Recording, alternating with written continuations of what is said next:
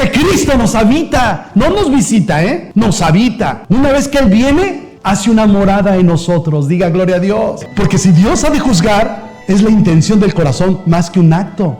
No estoy diciendo que los actos no, porque los actos van a traer una consecuencia. Digan amén. Para bien o para mal va a haber una consecuencia. Pero si Dios ha de juzgar algo, es la intención del corazón. Quiero que salga hoy pensando en ese Dios que le estoy predicando. Un Dios grande, un Dios que no tiene distancias, que está en todo lugar. Diga gloria a Dios.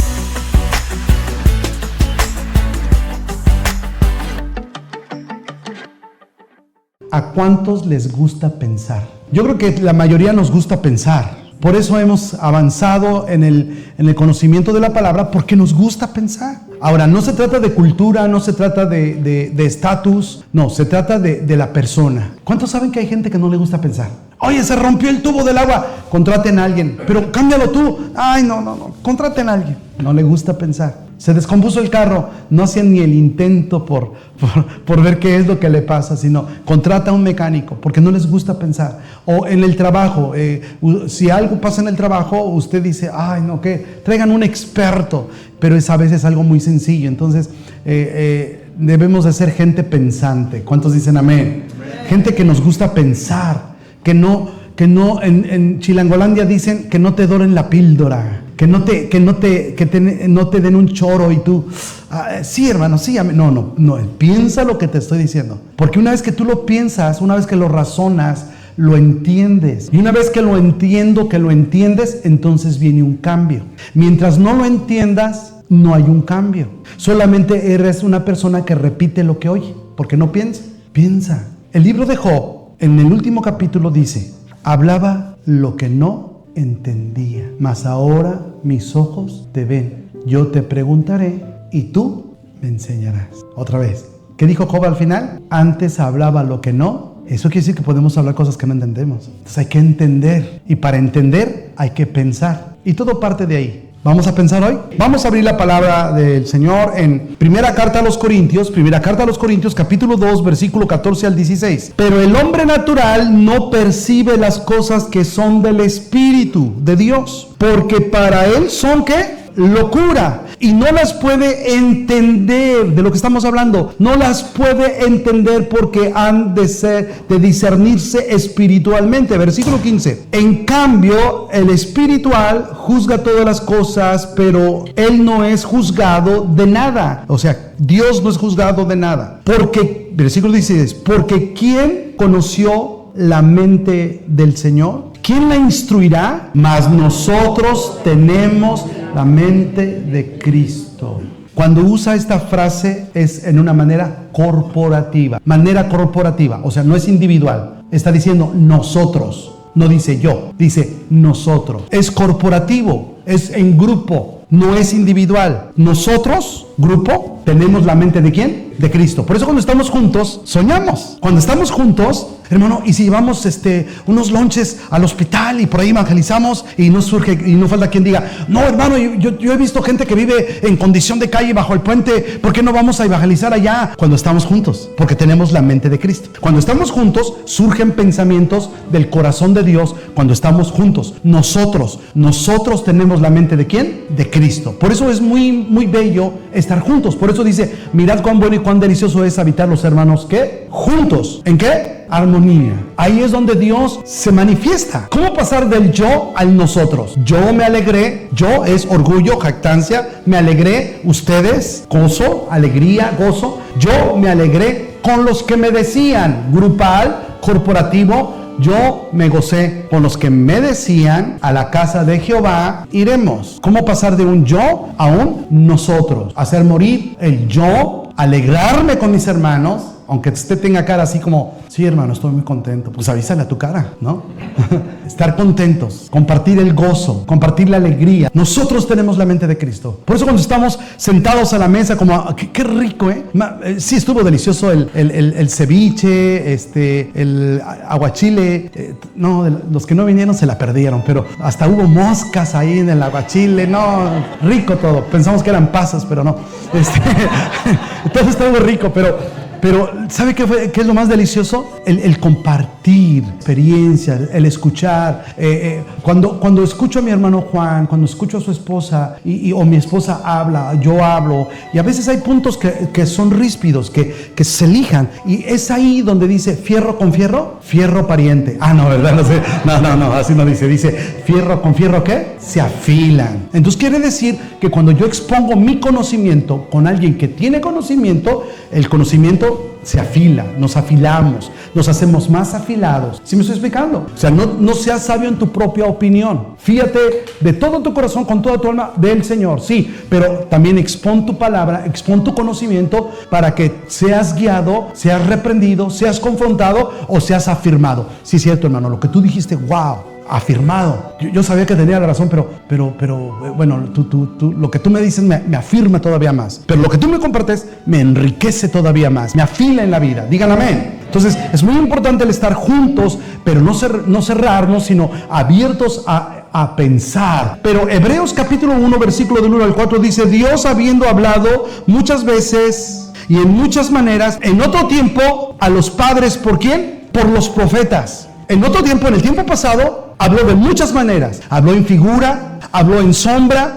¿Está conmigo? ¿Quién era la roca donde brotaba el agua? ¿Quién era la roca? Cristo. Y el maná que caía del cielo para sostener a Israel en el desierto, ¿quién era? Era una sombra de Cristo. El arca de Noé, se les pongo muy fácil. El arca de Noé, ¿quién era? Cristo. Porque en él eran salvados. En Cristo somos salvos. Digan amén. Entonces, las figuras, las sombras del Antiguo Testamento en Cristo cobraron vida. Diga gloria a Dios. Fíjese, esto está poderoso, Esto está poderoso porque el mismo David, Josué, Esther, Débora y todos los que usted me diga del Antiguo Testamento solamente vieron sombras y vieron tipos. Nunca tuvieron la experiencia de tener un Cristo que los habitara. Esto está poderoso. Usted y yo tenemos un privilegio mayor que David, que Josué, que Esther, que Débora. Tenemos un privilegio mayor que Moisés, que Aarón. ¿Cuál es? Que Cristo nos habita. No nos visita, nos habita. Una vez que Él viene, hace una morada en nosotros. Diga gloria a Dios. Él te habita, Él ya no se va. Cuando tú recibes a Cristo como tu Salvador,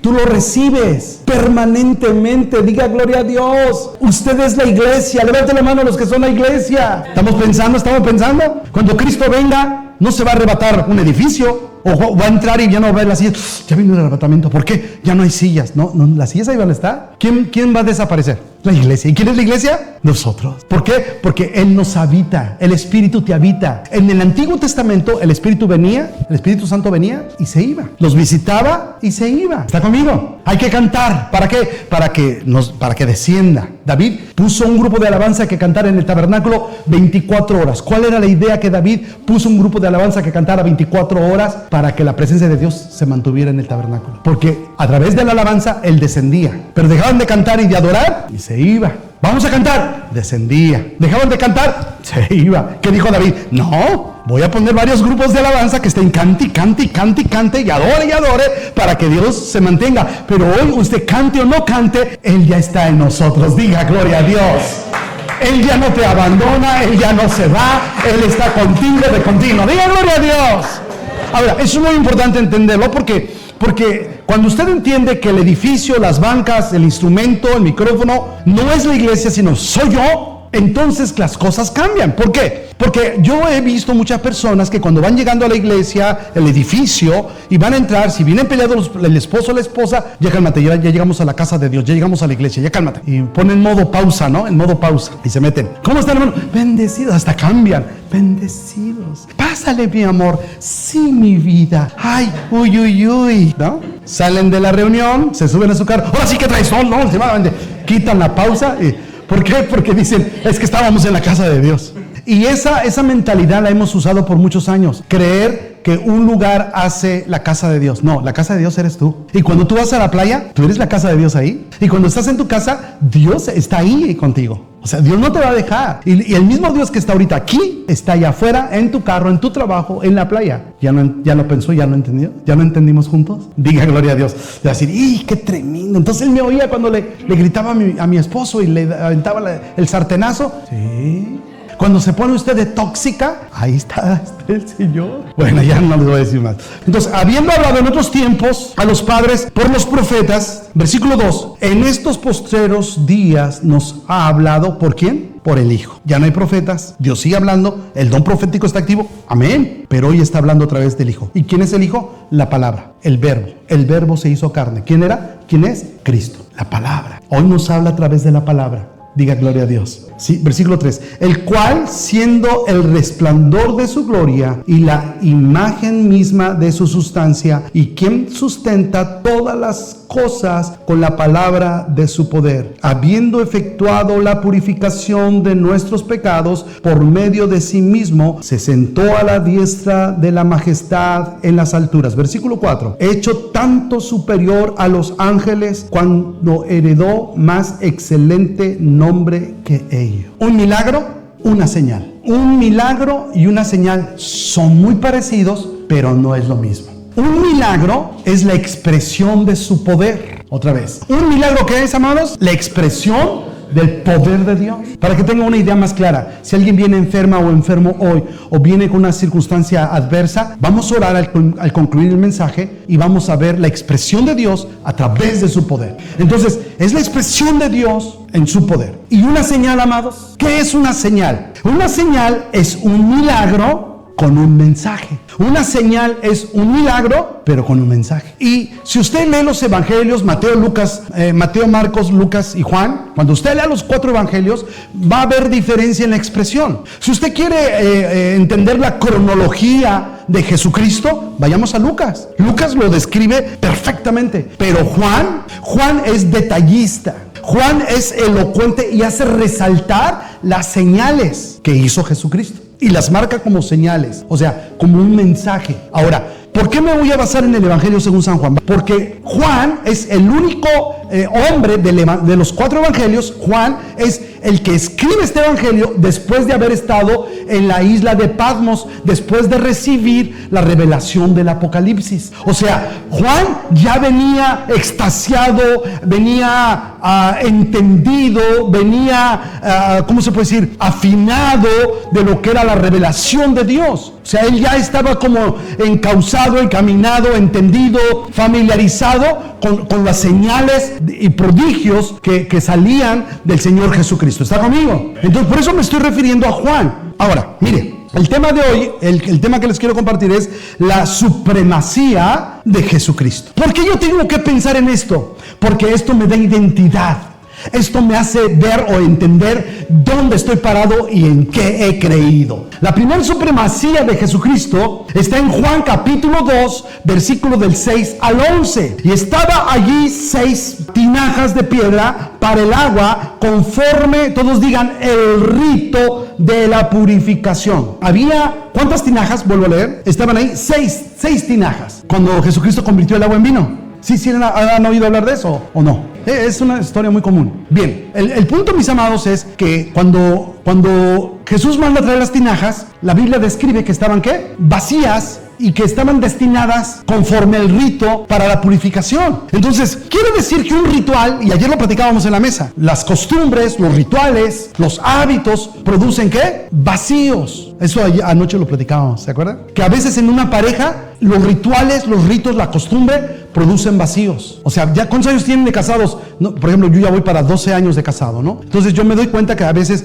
pues, yo duermo del lado derecho y duermo del lado izquierdo. Siempre yo me levanto, pongo el café, como un ritual, toda una ceremonia, ¿no? Todo un ritual, lo mismo, y ella igual, lo mismo. Entonces un día yo dije, voy a romper el ritual, a ver qué pasa. Y un día yo llegué, le apago la estufa a mi esposa y me dice, ¿qué haces? Vente, y que la subo a la camioneta, que me la llevo para Ensenada. Cuando íbamos rumbo para Ensenada, ella se me queda y dice, ¿qué estás haciendo? Vámonos. Pero ¿por qué? ¿A dónde me llevas? Ay, ni que te fuera a robar. Le digo, eres mi esposa. No, pero es que usted no pite hasta que choque, le dije. Y ya, ¿no? Llegamos ahí a un hotel, pasamos una noche muy padre, desayunamos entre las vides. Es muy parecido, esta parte es muy parecida al Valle de Guadalupe. Y pasamos un día muy bonito, una tarde, un amanecer. Y cuando ya veníamos de regreso, mi esposa me venía tomando de la mano y me decía, amor, más días de estos. Dice, wow, dices que... claro, rompimos el ritual. ¿Quieres ver cosas que nunca has visto? Haz cosas que nunca has hecho. rompe el ritual. Ya le dices a tu esposa, te amo, y ella te dice, te amo, ya sin sentirlo. Es como decir zapato, zapato.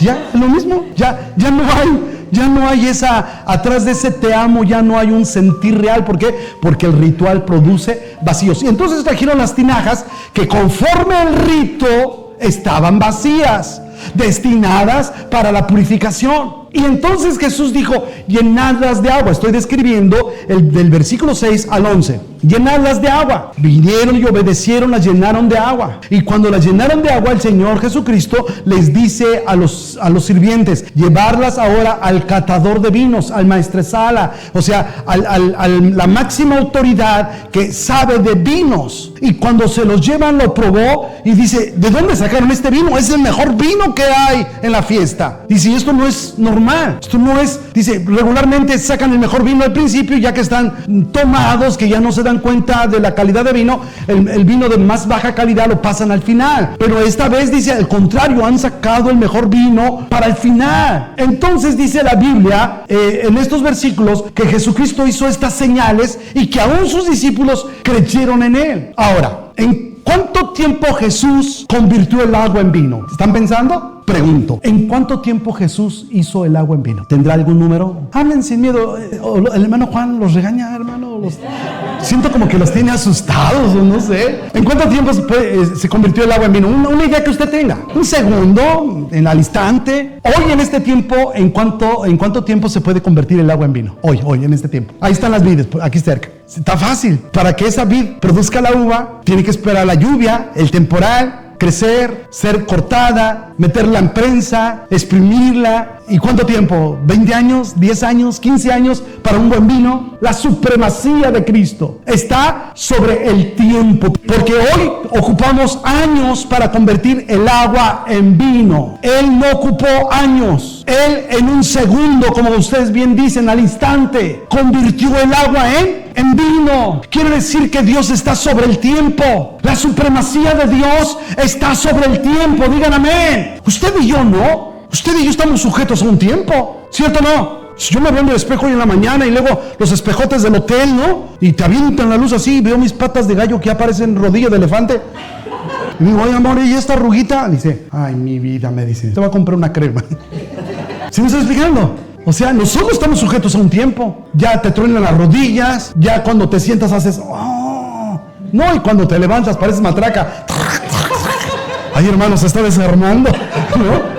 Entonces, el tiempo no perdona y esa es la realidad, ¿cierto o no? Las mujeres como quiera, pero uno... Yo le digo a mi esposa, no, tú te crees la muy, pero pues te pones tu maquillaje. Pero nosotros los hombres no. Nosotros así, con F de foco fundido, feos con F. Pero ustedes se arreglan, se ponen el molcajete aquí, la licuadora. Ay, qué bonita se ve la hermana. Sí me estoy explicando, mis amados. Pero Dios no tiene tiempo. Diga, Dios no está sujeto al tiempo. Así que no me venga a decir, Dios ya estará viejito. Y Dios, pues ya pasaron muchísimos años. Entonces, él ha de ser viejito con un bastón. No. Él es eterno. La eternidad está en Él. Él es el alfa y el omega, el principio y el fin. Él no tiene principio, Él no tiene fin. Díganme amén. Él no está sujeto a un tiempo. Usted y yo sí. Usted y yo estamos sujetos a un tiempo. Hay que terminar a tal hora, la prédica tanto tiempo, los cantos tanto tiempo. Sí, pero y mañana hay que pasar temprano a trabajar. Ya terminó el trabajo. El tiempo.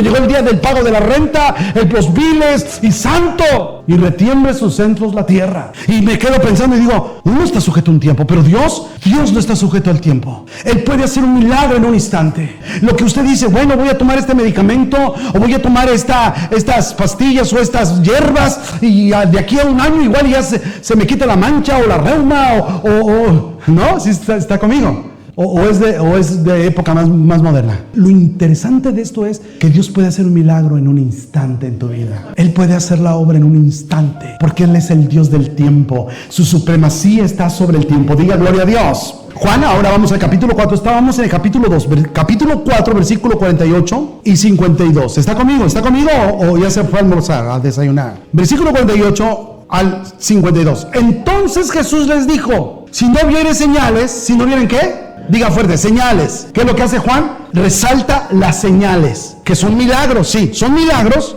con un mensaje.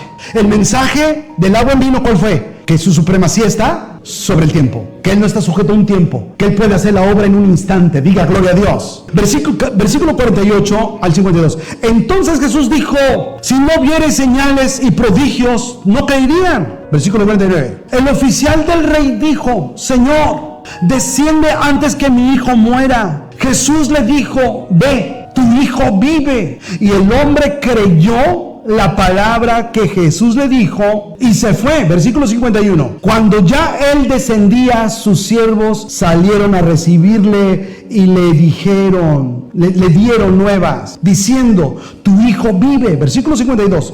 Entonces él preguntó: ¿a qué hora había comenzado a estar mejor? Y le dijeron: ayer a las 7 le dejó la fiebre. Este hombre era un hombre con autoridad. ¿Era un hombre con qué? Con autoridad. Era un comandante de un ejército. Era un hombre que estaba al lado del rey como guardaespaldas. Debajo de este hombre había otros soldados. Señor, solo di tu palabra. Solo di tu palabra. No tienes que ir a donde está mi hijo muriendo. Solo di tu palabra. Al instante será. Ya había un antecedente. ¿Cuál era el antecedente? Convirtió el agua en vino en un segundo. Entonces este hombre lo entendió porque era una persona pensante. Pensó y dijo: claro, yo como autoridad le digo a este hombre: ve y va. Le digo: ven y viene, porque tengo autoridad sobre él. Y así el Hijo de Dios: no tienes que venir a mi casa, solo di tu palabra y mi hijo enfermo será sanado. Y dice la palabra de Dios que Jesús le dijo: ve, tu hijo vive. El hombre se fue confiado. Y entonces llega el hombre, no llega ahí, y los criados salen corriendo: patroncito, patroncito, ¿dónde andaba, patroncito? Le dice: oye, ¿cómo está mi hijo? No, patroncito, dice, su hijo ya está bien, ya está sano. Y entonces el comandante les dice: ¿y como a qué horas fue?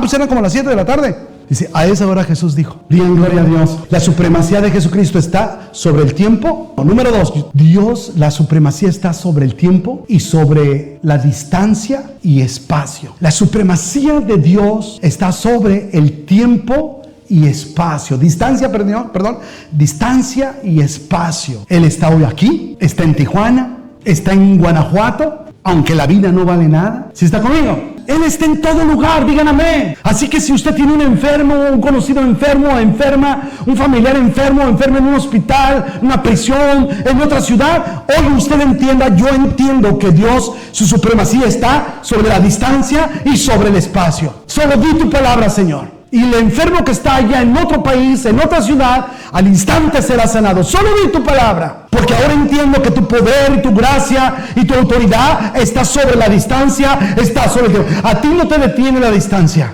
Y si me pongo a leer la palabra, entenderé que cuando dice en una metáfora pero realista, que con 3 dedos juntó el polvo de la tierra, que en el hueco de su mano juntó los mares. Creo que más bien es una alegoría, porque Dios no tiene como una mano como tal, pero se está dando a entender al humano, al creyente, porque es un salmo. En el hueco de su mano juntó los mares, con 3 dedos juntó el polvo de la tierra, para hacer mención de la omnisciencia, de la omnipresencia, de la grandeza, de la soberanía, de la supremacía del Dios que usted y yo hemos creído. Diga gloria a Dios. Imagínese que usted venga y diga: ¿será que Diosito me quiere? ¿Cómo que Diosito? ¿Será que Diosito me quiere sanar? Quiero que salga hoy pensando en ese Dios que le estoy predicando. Un Dios grande, un Dios que no tiene distancias, que está en todo lugar. Diga gloria a Dios. Solo di tu palabra, Padre, solo di tu palabra. Estamos en el Evangelio de Juan, capítulo 5, vamos un capítulo adelante, capítulo 5, versículo del 8 al 16. Es mucho lo que se tiene que leer, así que lo voy a describir. Ayer platicaba cómo me convertí a Cristo. Hablaba acerca de mi madre que, resucitó de la muerte. Ella murió a las 6 de la mañana y Dios la regresó en la vida cuando ya le iban a abrir el cuerpo para sacar los órganos internos. Ya estaban en el cuarto frío para abrirla, y ahí Dios la levanta a la 1 de la tarde, 1 de la tarde. Claro, todo el mundo salió corriendo, disparado, y ayer lo platicábamos. Entonces yo creo en los milagros. Yo creo que Dios, en mi ministerio me ha tocado ver 2 muertos resucitar. No puedo hacer de una experiencia una doctrina. Si Dios te sanó a las 3 de la mañana, no quiere decir que a todos los va a sanar a las 3 de la mañana. Si Dios se manifestó en un sueño contigo y te dijo algo y se cumplió, no quiere decir que todos van a soñar, o que te la vas a vivir soñando. Oye, te vas a querer dormir todos los días. Hasta aquí, hermano, ¿qué pasó? Despiértese. Estoy esperando revelación, hermano.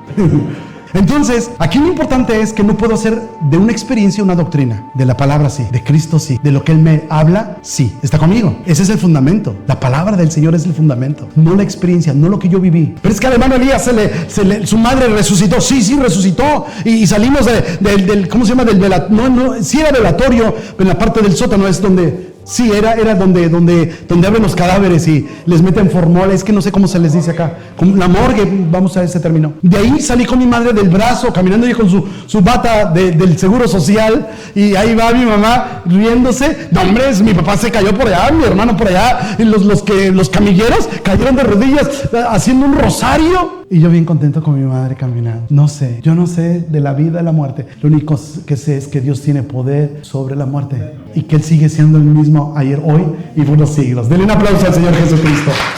Estaba un hombre paralítico sentado junto a un estanque. ¿Recuerda esa historia? Y dice la palabra del Señor Jesucristo que el paralítico estaba ahí en el estanque de Betesda y esperaba que descendiera un ángel para que moviera las aguas, y el primero que tocaba el agua era sanado. Pero él siempre le ganaban porque estaba paralítico. Entonces no había quien lo ayudara, y ahí permanecía por días, por semanas, por mucho tiempo. Jesucristo llega ante él y le dice: ¿qué quieres que haga? Él no reconoce a Jesucristo. Él le dice: no, es que cada vez que me quiero acercar me ganan. Siempre que quiero hacer algo se me adelantan. Y entonces él se le queda bien y dice: ay. A ver, levántate, toma tu lecho y anda. Y dice la Biblia que al instante el paralítico se levantó, agarró sus trapos, su camita, y empezó a caminar. Y como ¡wow!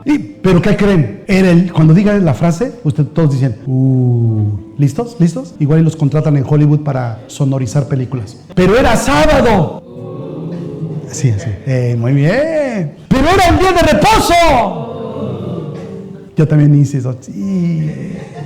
Resulta que no se podían hacer milagros. Pero aquí está algo poderosísimo, mis amados. Porque según la ley, ¿cuántos mandamientos había? 600. Ay, ¿dónde está mi costilla? Ahorita que vengan. Ella es la que usa los números, yo no. 613. Gracias, Pastor Juan. 613. Pero para interpretar la ley se ocupaba un Talmud. ¿Un qué? Un Talmud, que era el intérprete de la ley. Por ejemplo, le voy a explicar. Por ejemplo, decía en la ley: guardarás el día de reposo. Es todo lo que dice la ley. O sea, la ley de Dios era: guardarás el día de reposo. Punto. ¿Y qué hicieron los sacerdotes, los rabinos? ¿Qué hicieron? Oye, pero no entendemos muy claro, como que no está muy claro guardar el día de reposo. Entonces dice: agarra un libro, que es el Talmud, y apúntale ahí, apúntale. Y ya le apuntaron, ¿no? Guardar el día de reposo es que no pueden caminar más de 2 millas. No caminarán más de 2 millas. ¿Qué más? Que no pueden tender la cama. Que no pueden tender la cama. ¿Qué más? La mujer no puede hacer de comer. Las mujeres bien contentas. Las mujeres no pueden lavar trastes. ¿Qué más? Porque los trastes son como los demonios. Echas uno fuera y vienen 7 peores. Es un chiste teológico. Bueno, entonces apuntaron, ¿no?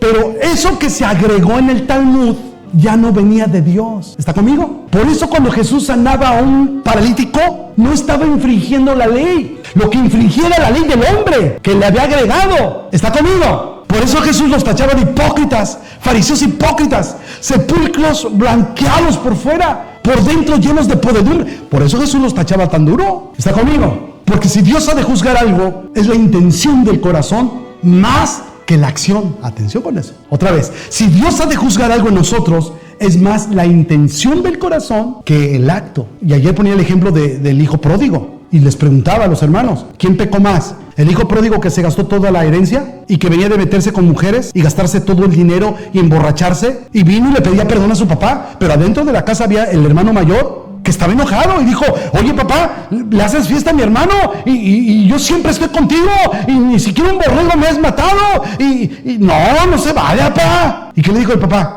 Hijo, usted está siempre conmigo, usted puede agarrar el borrego cuando usted quiera. Pero no era el borrego, mis amados, era la envidia, era el recelo. ¿Nunca ha visto que en la iglesia llega un nuevo y Dios le hace un milagro? Y los que tienen 5 años en la iglesia: mira, este hijo del diablo ya Dios lo sanó.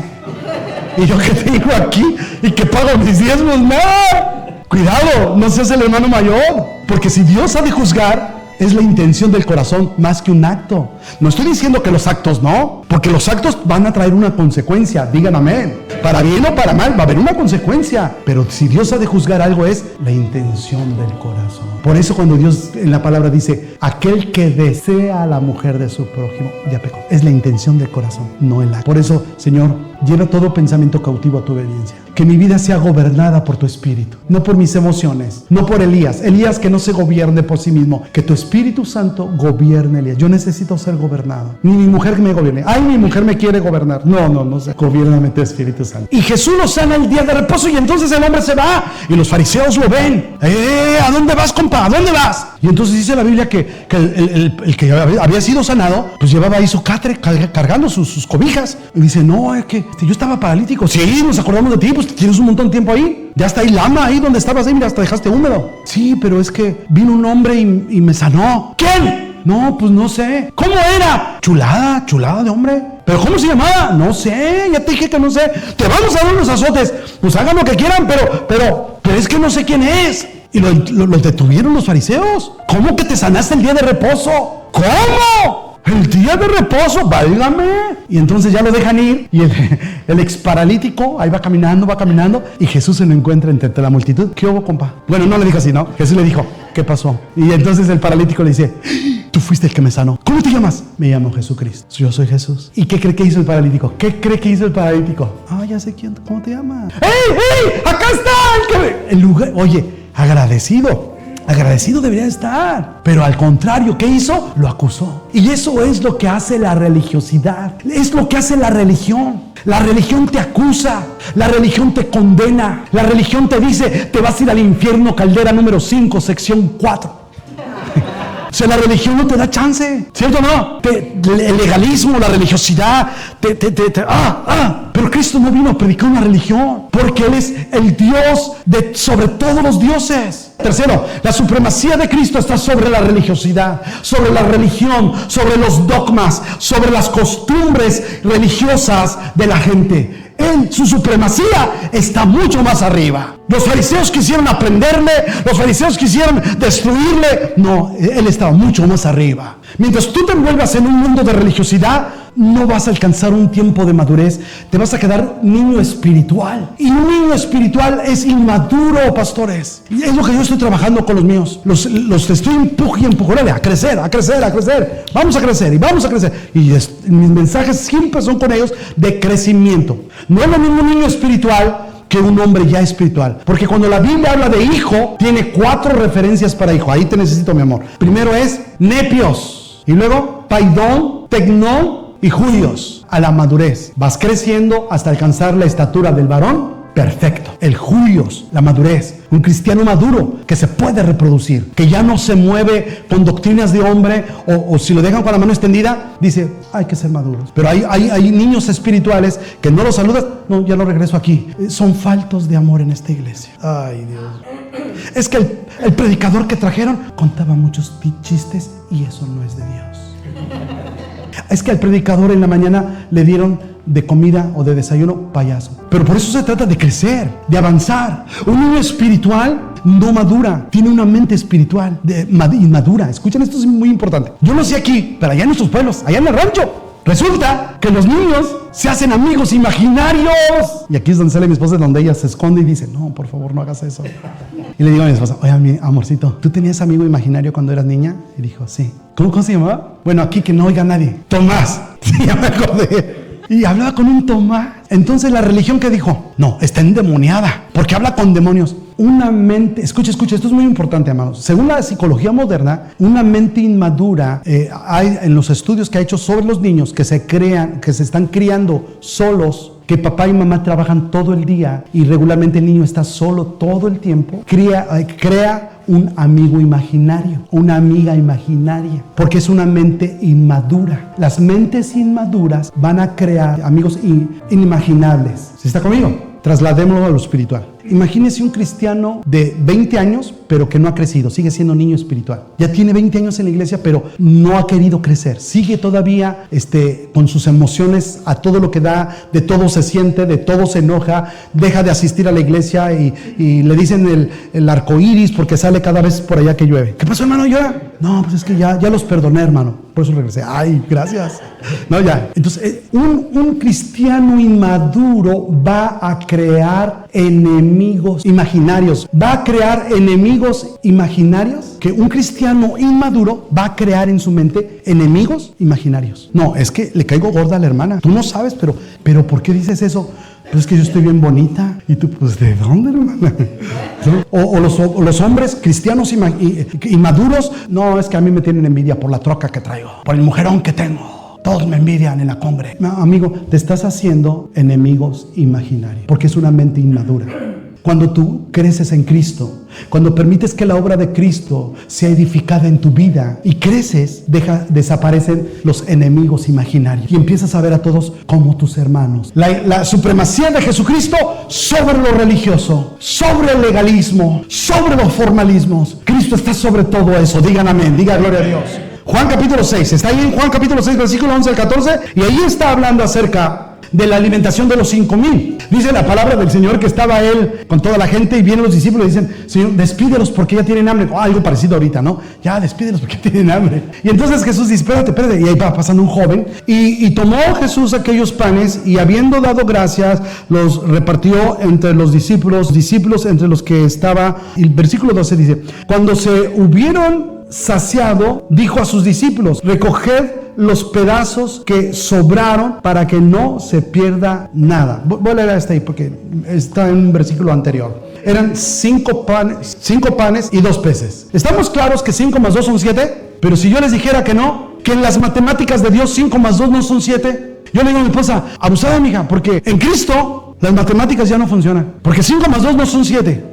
En el mundo sí le digo: si vas a pagar la gasolina, 5 más 2 son 7, abusada, porque ahí sí las matemáticas son las matemáticas. Pero en el mundo espiritual, 5 más 2 no son 7. Y recogió la canasta de los 5 panes y de los 2 peces. 5 más 2 son 7. Los tomó, los alzó, los bendijo, los partió y los compartió. Lo mismo que hizo con la cena del Señor. Abusado con eso, porque es una enseñanza. Los tomó, los bendijo, los partió y los compartió. 4 actos de enseñanza. Y entonces, lo mismo de la Santa Cena con los 5 panes de los peces. Algo que Jesús repite es porque te está enseñando algo. Los toma, los levanta, los bendice, los parte y los comparte. ¿Y la Biblia qué dijo? Dice que los repartieron y comieron los 5,000, sin contar mujeres y niños. ¿Y qué pasó? Y sobró. Entonces 5 más 2 no son 7. ¿Cuánto te pagan la hora? No me digas. ¿Cuánto te están pagando la hora? No te alcanza. Estás muy limitado con el pago que se te da. Pues hoy entiéndelo, que no es la suma de tus dólares. Es en Cristo que las cosas son cambiadas y transformadas. En Cristo se rompe con la matemática. Diga gloria a Dios por eso. Cuando tú te estiras para alcanzar algo y no lo logras, es cuando Dios empieza a actuar a tu favor.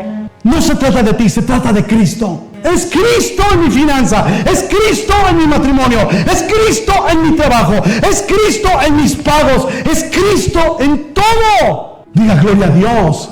5 más 2 no son 7. Se rompe con las matemáticas. Los discípulos estaban sorprendidos. Los discípulos dijeron: sobró pan. La soberanía, la supremacía de Jesucristo en la adversidad, en la necesidad. Número 4. En la necesidad. ¿Qué necesidad tienes hoy? ¿Qué necesidad? Que tú dijeras: me gustaría tener un poquito más para mandarle allá a mi familia que está en México, que está en Ecuador, que está en Guatemala, que están allá. Me gustaría tener un poquito más. Créeme que Dios puede hacerlo, porque Él rompe las matemáticas. ¿Cuántos dicen gloria a Dios? Número 5. San Juan capítulo 6. Vamos a capítulo 6, versículos 19 al 21. Otra señal. Esto es otra señal que Juan habla. La Biblia dice que Jesús les dijo que se adelantaran después de hacer la multiplicación de los peces y los panes, y al día siguiente la gente lo siguió. ¿Qué dijo Jesús? Ustedes me siguen porque les doy de comer. Pero si ustedes comieran del pan de vida, jamás tendrían hambre. ¿Y quién era el pan? ¿Quién es el pan de vida?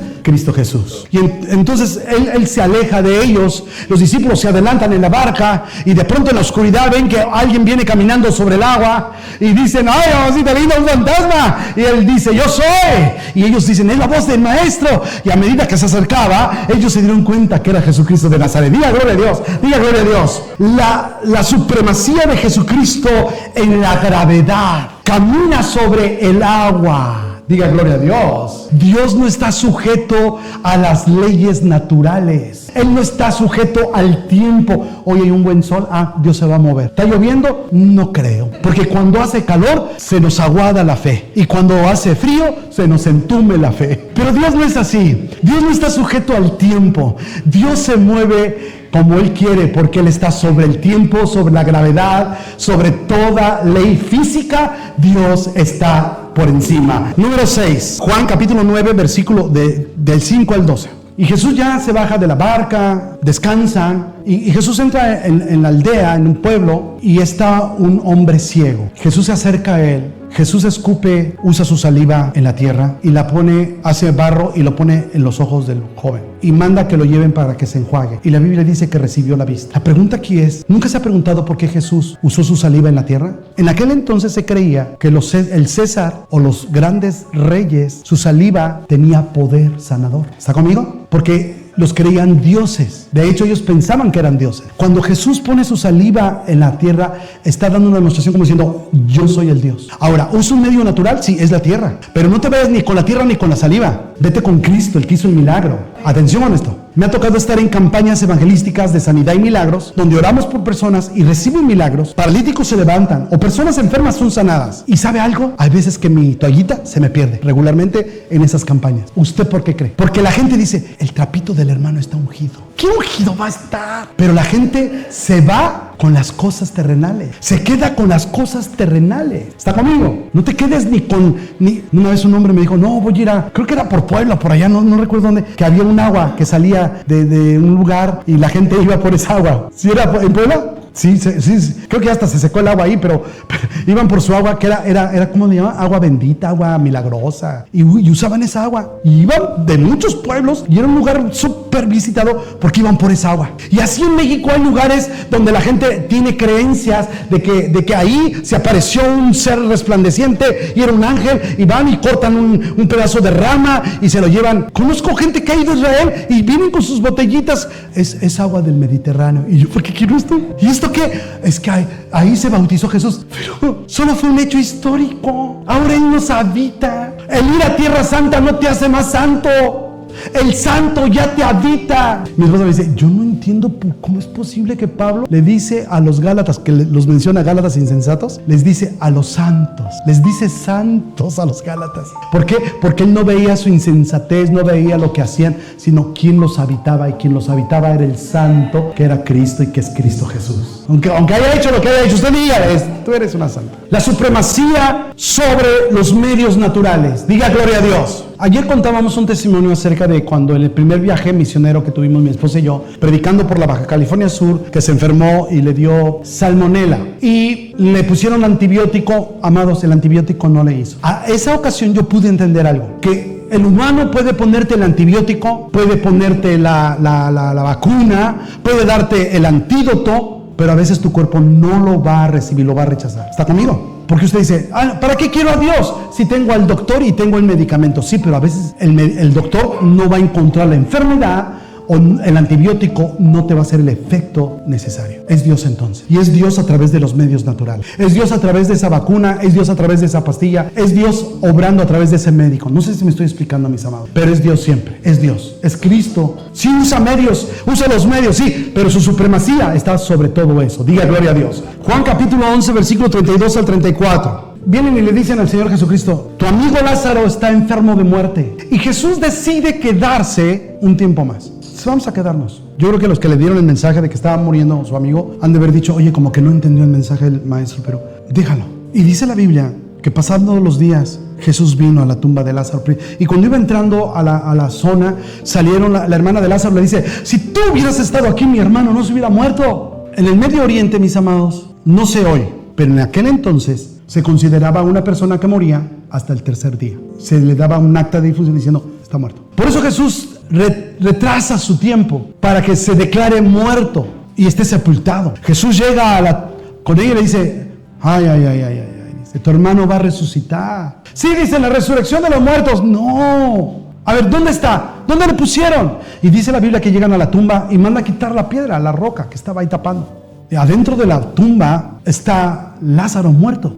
Me invitaron a predicar una campaña evangelística colindando con Xochimilco, donde terminaba el periférico, porque ya ve que inició una extensión en la Ciudad de México. Y ahí se llama El Vergel. Me acuerdo que terminé de predicar la tercera noche, no recuerdo bien, pero terminé de predicar. El pastor me hospedó en el techo de la iglesia, en un cuartito. Entonces terminé de merendar y subí, me quité mi ropa, mi traje, me puse una pijama. Y cuando ya estaba empezando a agarrar el sueño, oigo que me tocan a la puerta.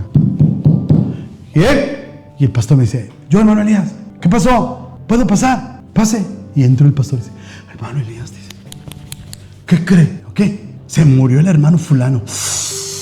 No lo conozco. Sí, pues quién sabe quién era. Pues yo, es como si ahorita el hermano Juan me dice, se murió. Sí, pues no. Y me dice, le digo, ¿y luego? No, dice, era el único cristiano en toda la familia. ¿Y luego? Pues ya que están abajo, todo, que vayamos al velorio. Y yo les dije, sí, vamos. Y vamos a cooperar porque no tienen para el ataúd, no tienen para la caja, para velarlo. Y entonces dijeron que vinieron con los cristianos, con toda la iglesia, para que cooperara. Y dije, sí, vamos a cooperar, pero dejen hablar al predicador. Hermano Elías, ahí entra usted, predíqueles. ¿Cómo ve? Pues vamos, bájese, ahorita ahí voy. Y ya se bajó el hermano, me puse mi ropa. Y yo, santo Dios, nunca pensé que iba a un velorio. Y ahí bajo, ¿no? Ya entro al edificio, a la nave, al templo. Y como en todos los lugares, en México predominan las mujeres en la iglesia. Y eran puras mujeres. Nomás el pastor y yo éramos de hombres. Entonces yo llegué, todas las mujeres en una hilera y yo nomás de hombre ahí. Yo llegué y me senté. Y el pastor les dice, hermanas, vamos a ir al velorio. Se murió el hermano fulano. Y vamos a ir. Y todas así, hermano. No quiero que empiecen a orar en lenguas y sus grititos y sus tembladeras. Nomás se portan así y las disciplino. Y yo volteé a ver a las hermanas y todas, no, sí, hermano, pórtense bien, ¿oyeron? Y yo dije, ay, el pastor, qué enojón. Pero yo dije, cada quien conoce su grey, ¿no? Yo dije, no, yo no me meto. ¡Vámonos! Nos salimos y el hermano tenía una ven de esas largotas, ¿se acuerdan de esas Ford largotas? No, hombre, ahí se subieron todas las hermanas unas arriba de otras y ahí vamos, ¿no? Y se va a arrancar el hermano y dice la pastora, pues una oración, ¿no? Para que Dios nos bendiga donde vamos. Y el pastor, a ver, mire, el hermano fulano murió. Nadie es cristiano ahí, nadie.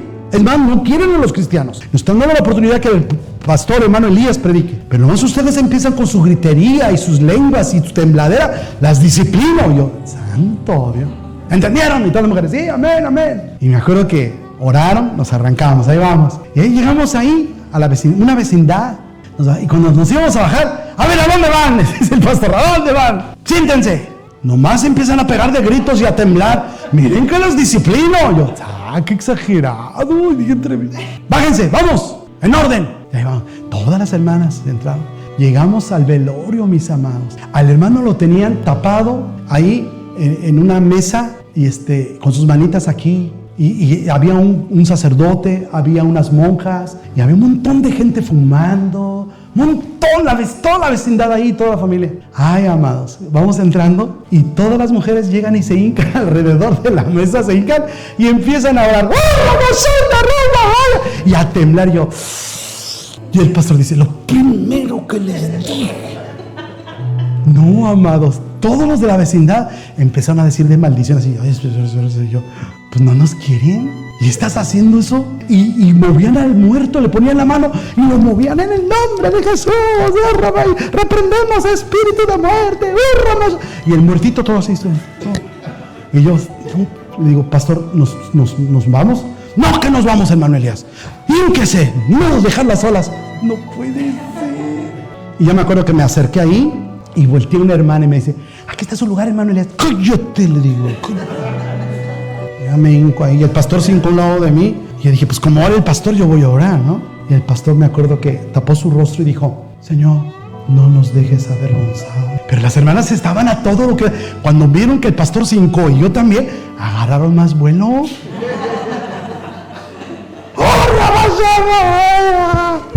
Y el muertito lo movió. La mano del muertito, al moverlo, se desprendió. Y exactamente cuando el pastor dice, Señor, no nos dejes avergonzados, la mano se desprende y le pega en la cara al pastor. ¡Pah! Y me dice el pastor, hermano Elías, mande, acomódele la mano al hermano. No, le digo, yo soy el evangelista. Y el pastor le dice, y yo soy el pastor, obedézcame. Sí, pastor. Ay, Dios mío, nunca le he agarrado la mano al muerto. Y cuando le iba a agarrar la mano para acomodársela, yo sentía la mirada del sacerdote, de las monjas, de los hijos, de la esposa, de la viuda, de todos, de los de la vecindad, enojados, hermano. Estaban enojados. Y cuando le voy a acomodar la mano, él levanta la mano y se sienta y me voltea a ver y yo... Y yo siento que alguien agarra un garrote de esos de béisbol, así me lo imagino, no lo vi nunca, y me pega en la cabeza aquí me pega. ¡Pah! Y me caigo abajo de la mesa. ¡Pum! Me voy, todo borracho. Nadie me tocó. Fue una descarga, una manifestación del poder de Dios. ¡No, hombre! Todo el mundo empezó a gritar, un gritadero. Hasta las monjitas. Yo pecador, ¡Ave María Purísima! Y que se pare, yo oía los gritos del pastor. Este es el Cristo que yo predico. Hemos traído un predicador que les va a decir la verdad. ¿Dónde está el predicador? Yo estaba abajo tirado de la mesa. Yo no quería saber nada. El hermano, yo vi sus pies cómo se levanta.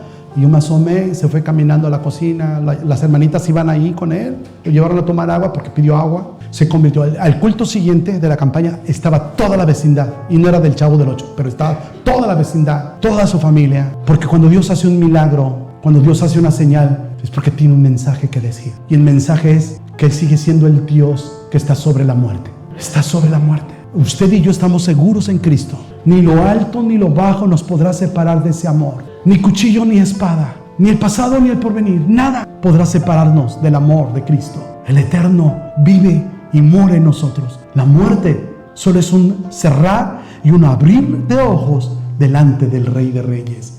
Pero la misma muerte no puede separarnos del Dios eterno.